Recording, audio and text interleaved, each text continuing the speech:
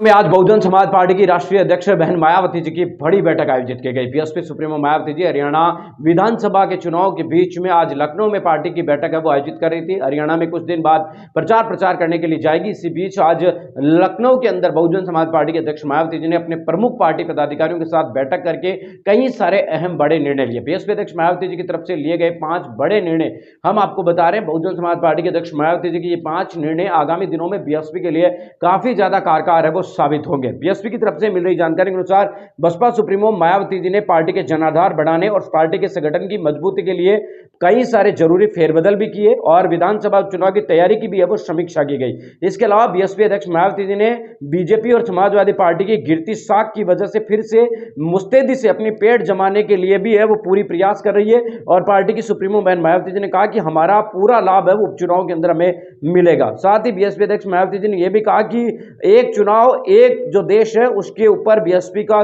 Stand है वो सकारात्मक है।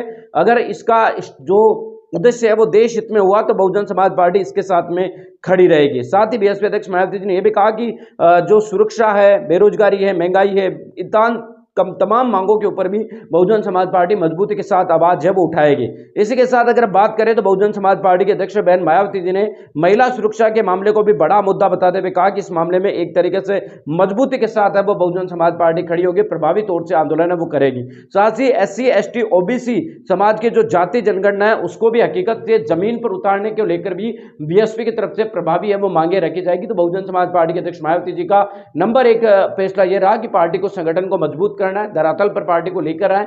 दूसरा उनका निर्णय रहा कि बहुजन समाज पार्टी के जो पेट है वो वापस जनता के बीच में बनानी है, क्योंकि बीजेपी और कांग्रेस समाजवादी पार्टी की साख है वो लगातार जनता के बीच में गिर रही है। साथ ही जाति जनगणना के मुद्दा को लेकर वो सड़कों पर उतरेगी। इसके अलावा अगर हम देखने की कोशिश करें तो SC ST का आरक्षण का मामला रहा हो, चाहे एक देश एक चुनाव का मामला हो रहा हो, इन तमाम मामलों पर आज बीएसपी अध्यक्ष मायावती जी ने स्पष्ट रूप से अपनी बात है वो रख दी और आगामी दिनों में धरातल पर भी इन बातों को